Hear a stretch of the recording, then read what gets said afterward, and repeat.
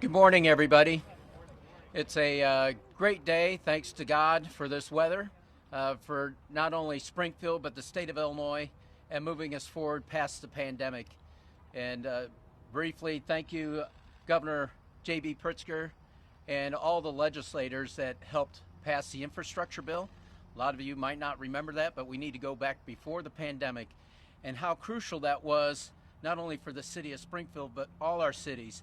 That motor fuel tax dollars helped save us during the pandemic. Road projects continued, our rail projects stayed on time, and it's thanks to the leadership of Governor Pritzker that led us through that. So thank you, Governor, for that passage of that capital improvement program that we desperately needed and nobody knew about the pandemic. But I'd also like to thank you, Governor, for your ushering and your leadership during the pandemic. You know, Springfield was voted #1 post-pandemic place to be, along with other cities in the top 10 from Illinois, and is due to your leadership.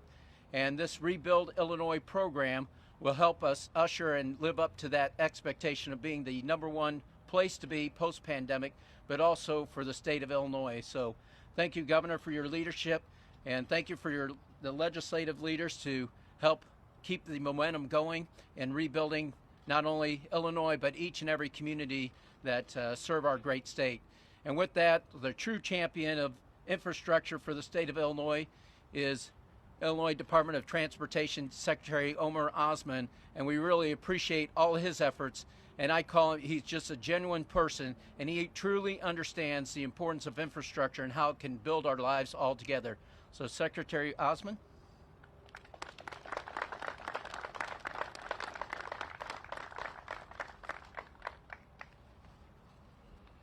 Thank you, Mayor.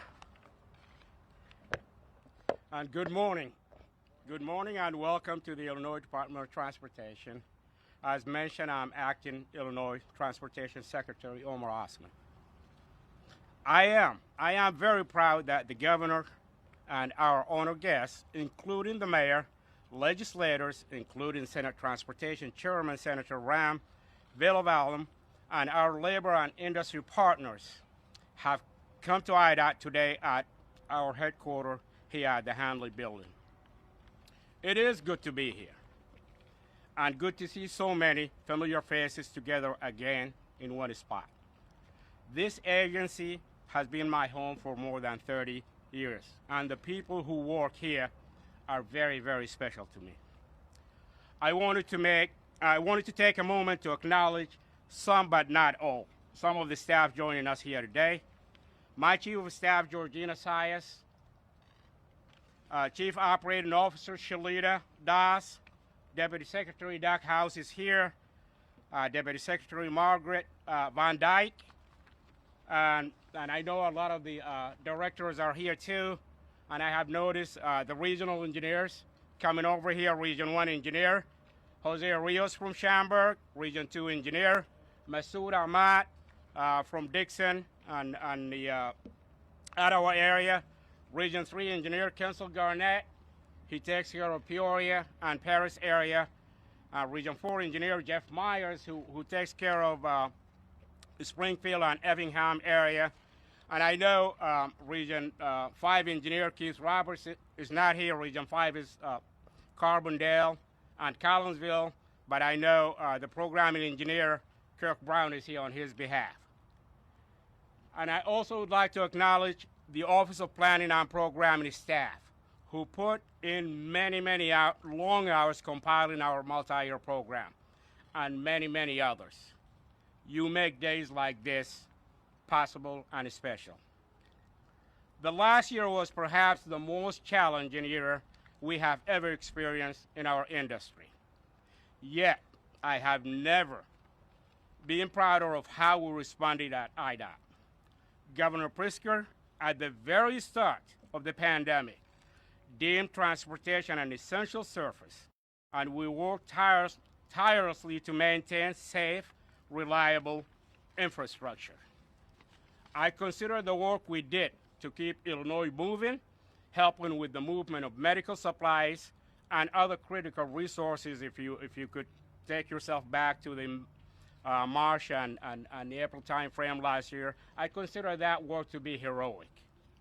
And because of the governor's vision and the support of the General Assembly, I am proud to say we kept our construction season on schedule and did not cut a project.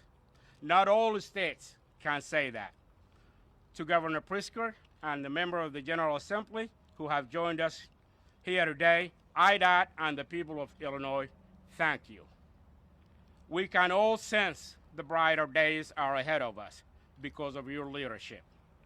At this moment today, this announcement today is just another reminder of that.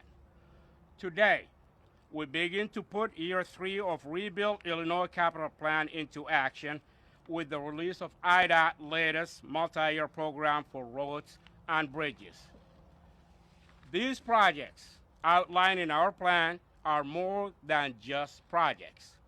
They will be the means for us to ensure our transportation system in Illinois is reliable, safe, and provides economic opportunity for everyone in Illinois.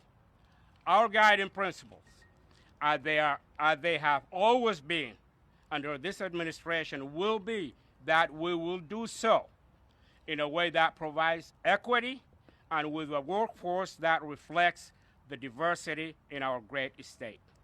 It remains the blueprint for how we rebuild Illinois.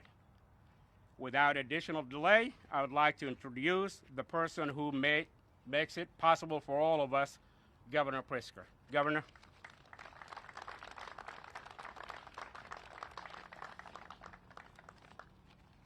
Well, thank you very much, Secretary Osman. Thank you for your amazing work. I'm grateful for your leadership of this fine agency, and you have proven truly to be a creative and innovative leader in difficult times.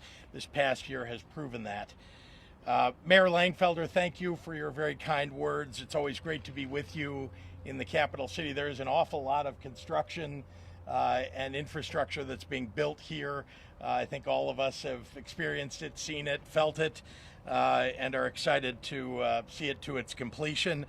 To Senate Transportation Chair Ram Villavelam, to Senate Transportation Minority Spokesperson Don DeWitt, who's here with us, to Leader Omar Aquino, Senator Melinda Bush, to Senator Doris Turner, who's here with us, and Representative Marty Moylan, as well as the Illinois AFL-CIO President Tim Dre, Diana Carlisle, the President of the Springfield and Central Illinois Trades and Labor Council, Aaron Guernsey with the Central Illinois Building Trades. Thank you to all of you. I'm so glad that you could join us today to celebrate the impact of investing in our state's infrastructure. In the 23 months since I signed our bipartisan transformational infrastructure plan into law, Rebuild Illinois has already made big progress modernizing transportation for Illinois residents, and it has set the stage for so much more. IDOT, local governments, and labor leaders across Illinois have worked together and have already improved over 2,700 miles of state and local roadways in under 2 years, cutting down commute times, saving drivers money on car repairs, making Illinois more attractive for manufacturers and distributors to locate here, and giving families an easier journey each and every day. And it's not just roads. Across Illinois, we're improving 290 bridges. We've done that so far, 290 bridges, like the work done at the Murray-Baker Bridge carrying I-74 in Peoria, which reopened for use last fall. Not to mention the billions of dollars that Rebuild Illinois dedicates to broadband, to schools, to airports, river ports, state parks, healthcare institutions, and innovation hubs. And in every project, we've made hundreds of safety improvements along the way, enhancing right-of-way accessibility, funding railroad crossing safety improvements, and targeting locations tied to crashes to keep everyone as safe as possible along their travels. Right now, union tradespeople across the state are hard at work extending our state's leadership as a multimodal network hub for national and regional travel and freight movement, all while creating hundreds of thousands of good jobs in every part of Illinois. That includes a $173 million multi-year investment in Southern Illinois' I-57, continuing next year and running in segments through 2027. We're putting over $90 million worth of improvements into I-55 and $40 million into I-80 in northeastern Illinois, making the roads smoother and safer amidst the region's exploding intermodal logistical growth. And here in Springfield, I-55 south toward Divernon is fully open again after $15 million of repairs and another $20 million in improvements to US 51 from Decatur to Shelby County will wrap up later this year. With all that's been built over the last 2 years, even through a global pandemic, today we are announcing the new multi-year plan for the next 6 years that will reconstruct over 2,700 more miles of roads and nearly 8 million square feet of bridges. In local projects, we're investing in hundreds of miles and over 1 million square feet of bridge deck. And of course, the projects in this MYP will continue to create and support hundreds of thousands of jobs for hardworking Illinoisans across our state, bolstering our pandemic recovery in yet one more way.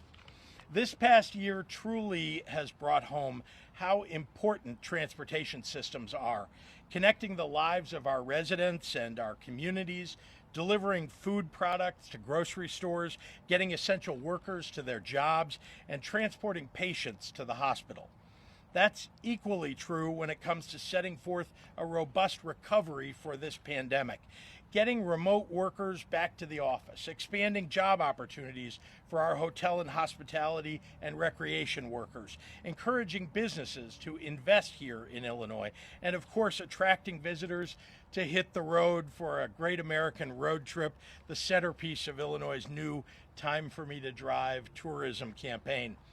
And in the spirit of delivering a robust accessible recovery to cities and towns across the state, I'm very proud to announce that 100% normal Amtrak service will fully resume in Illinois on July 19th, 2 months from today.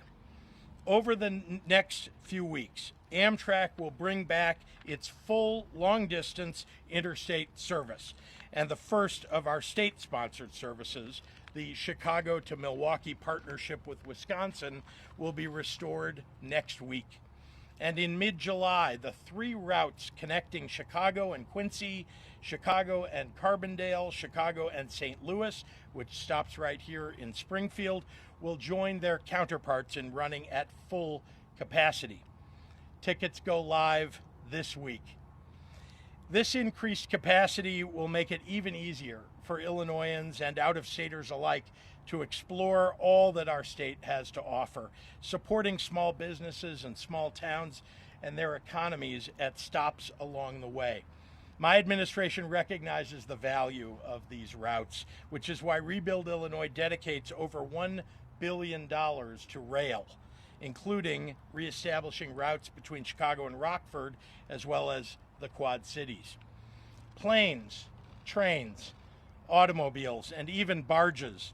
Rebuild Illinois is, of course, about infrastructure, but even more than that, it's about investing in our future, supporting this generation and the next, making sure that we have good jobs and roads to get where we're going, and building a state where opportunity is just around the corner for everyone, no matter where you're standing.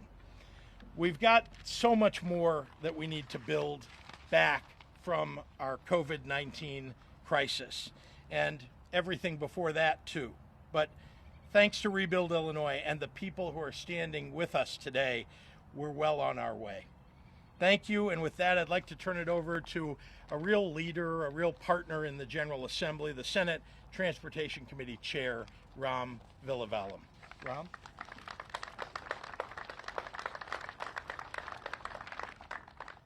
Good morning, everyone. Thank you, Governor Pritzker, for that warm invitation and for your leadership for our state through the pandemic and also through this historic Rebuild Illinois capital plan and making sure it continues to stay on track. I also want to especially thank Secretary Osmond and his team. Their efforts to keep us on track are nothing short of heroic as we have experienced so many of the challenges that we have during the course of the last year. I strongly believe, and I did at the time when I voted for it, when I advocated for it, and I do today, that this plan will put us on a path to providing equitable, data-driven solutions for all communities, including underserved communities across the state of Illinois. It is incredibly important that we continue to prioritize the factors of safety, economic development, accessibility, livability, environmental impact, congestion mitigation, and increased benefits to racially marginalized communities and low to moderate income communities. The projects that the Governor and Secretary and we are announcing today will maintain, improve, and expand our transportation and infrastructure network throughout the state. As chair of the Senate Transportation Committee, I am excited to see these projects implemented and to see their much needed investment in our communities.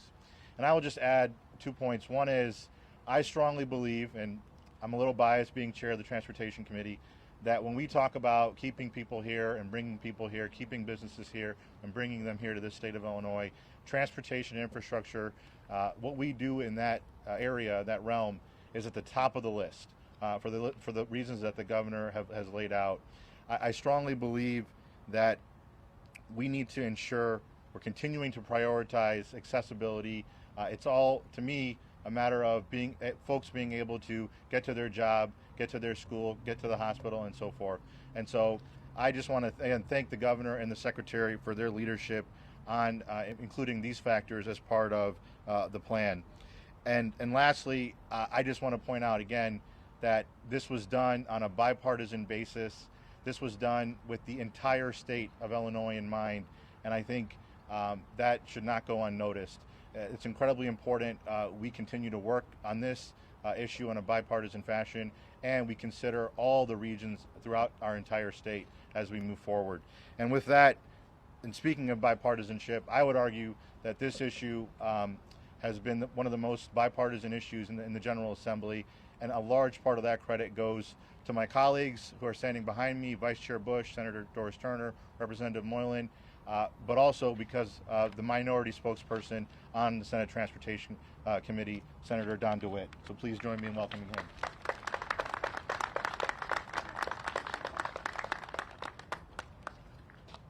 Thank you, Chairman Villavelam, and welcome everyone on such a beautiful day.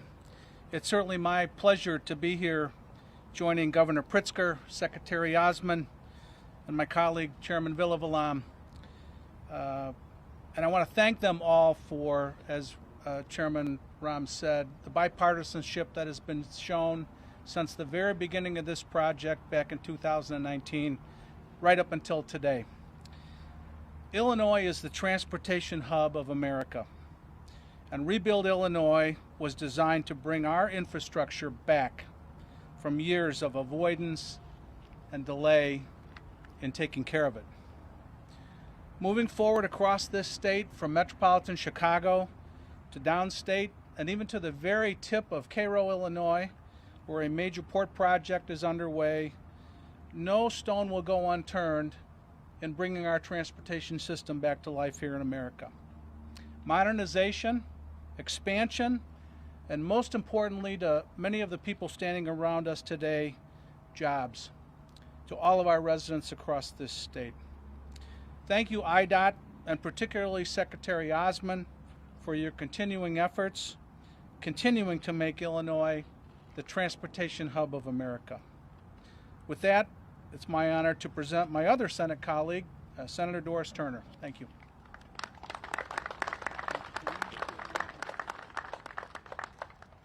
Good morning. So those of you that have been in Springfield over the last couple of days know what a difference a day makes, huh? We would have needed a rowboat yesterday. So it is a pleasure to stand with Governor Pritzker and my colleagues as he announces this next phase of Rebuild Illinois funding. I had the great honor to stand with Governor Pritzker 2 years ago in downtown Springfield when he signed the Capitol bill and began this monumental process of rebuilding Illinois' infrastructure. At that time, I was a member of the Springfield City Council, and I knew what the stroke of his pen would mean to the city of Springfield, and most importantly to my constituents that were living in neighborhoods where streets and sidewalks were non-existent. Today, that impact is even more critical for those constituents and the additional individuals and businesses that I now represent throughout the 48th District. The Rebuild Illinois Plan is the largest infrastructure investment in Illinois history and continues to have a transformational impact on Central Illinois. This financial commitment is not just about streets and highways or roads and bridges. It has a much larger and life-changing impact. Through this funding and investment in infrastructure, we are invigorating communities, promoting healthy living spaces, spurring economic development, and putting people to work in good union jobs that pay a living wage. We are truly rebuilding Illinois with brick and mortar, asphalt and cement, and the creation of healthy living experiences in your own neighborhood. And I think that Chairman Rahm really hit on that when he talked about the commitment that is being made in underserved neighborhoods and areas of the state where people do not have the opportunity to experience their surrounding environment in a healthy way that allows them to have pride in their neighborhood and invites other people to move into that neighborhood. So the creation of healthy living experiences in your own neighborhood cannot be understated and should not get lost in what Rebuild Illinois really means to individuals on a very personal level. So thank you, Governor Pritzker, for being true to your word and making this investment, and thank you for continuing to rebuild all of Illinois. And with that, I invite the governor back for questions. Thanks, Senator Turner, and boy, that sun feels great. Why don't we begin with Mike? Well, first off, I just want to ask you, you're talking about staying true to your word. A lot of people are looking at the maps right now. Will you stay true to the word and veto any partisan map that comes to your desk? Well, I'll veto an unfair map, that's for sure. It's important that the legislature work through their process. I've encouraged Democrats and Republicans to work together on the remap. I know that that's been a difficult process. I have not seen a map from the Republicans. I think I would have liked to have seen what they would like to see. I have not seen what the Democrats have come up with yet. So I hope that they'll produce a map soon too, and then we'll see where we go. Governor, you said they've been blocked from this process like they I'm sorry? Have they been blocked from this process as they claim they have over the last few months?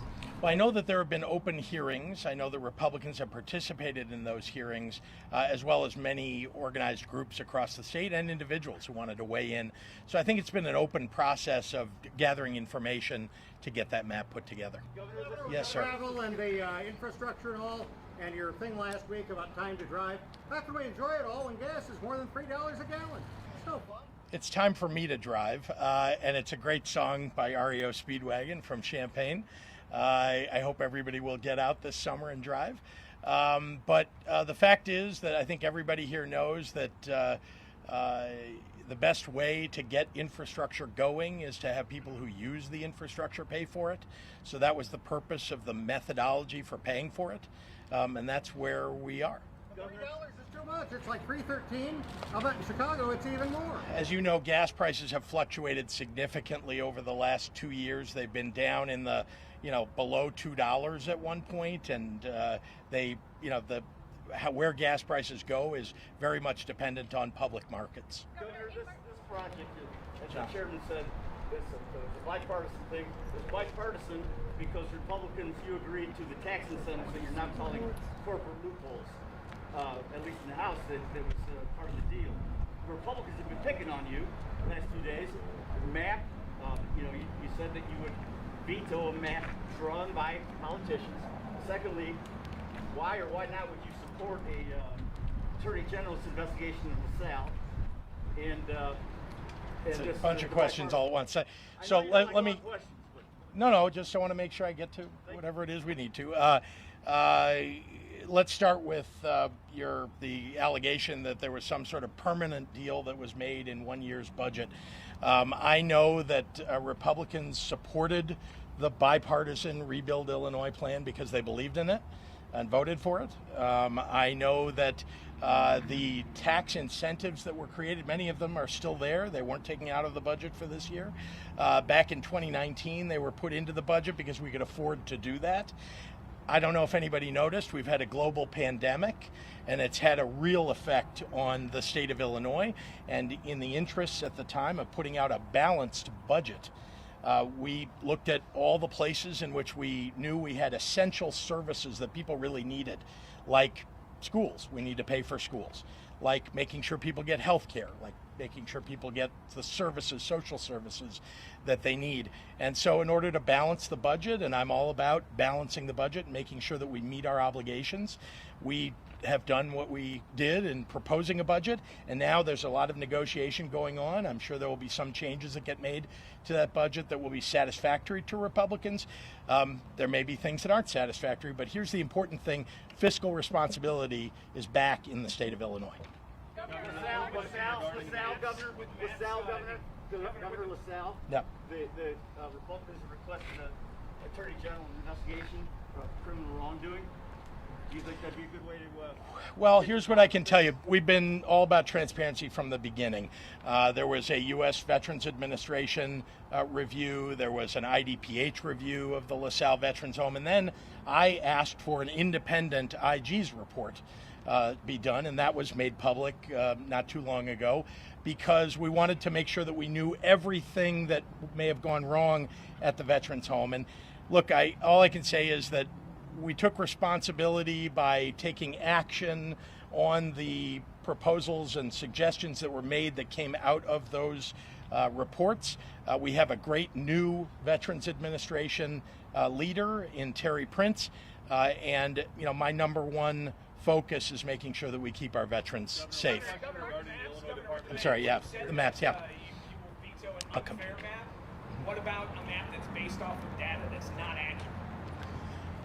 Well, let's be clear that the Constitution requires that we pass a map before June 30. The data that's available is, as I understand, what is being used by the General Assembly now.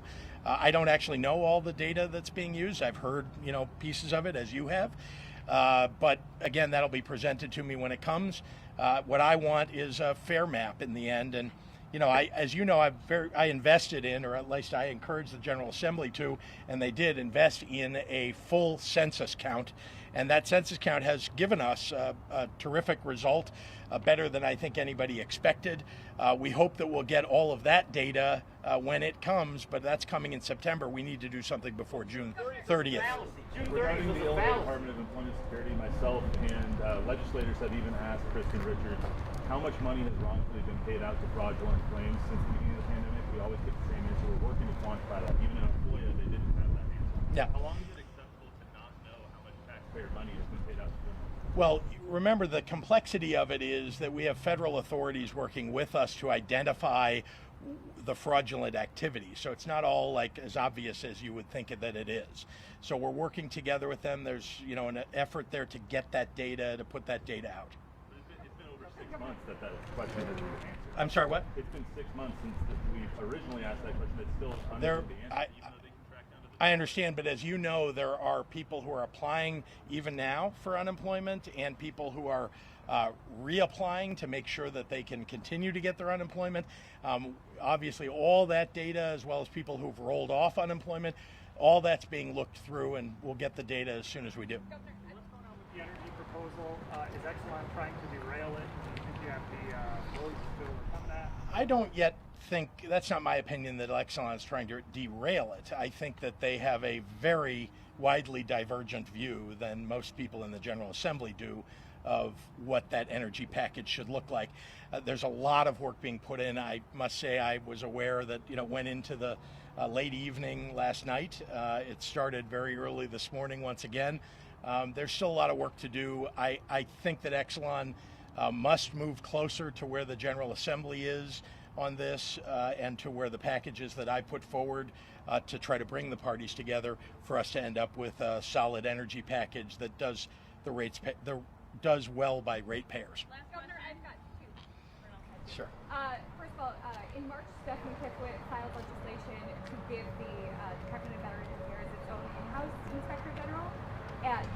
And then she later filed an amendment that kind of watered it down, giving it veterans accountability limit.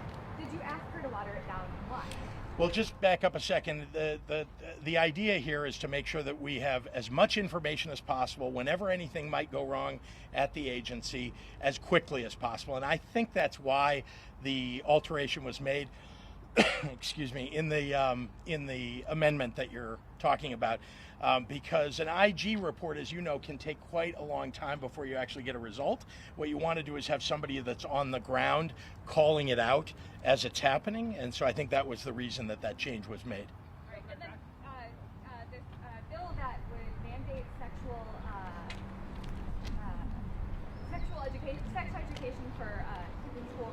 I understand that the governor's office is asking for an amendment that would not make that mandatory. Why is that? Well, again, I want to be clear, and if you followed, there were two bills. One of them was I'm sorry? I understand, but there were two bills that would mandate sex education across the state. One of them was a mandate. One of them was a mandate with an opt-out provision. When they tried to put those two bills together, ultimately the better of the two options was one with an opt-out provision. That's something the General Assembly has talked with the advocates about. It's something that the governor's office has talked to the General Assembly and the advocates about, and that's where it landed. All right, thanks, everyone. Thank you.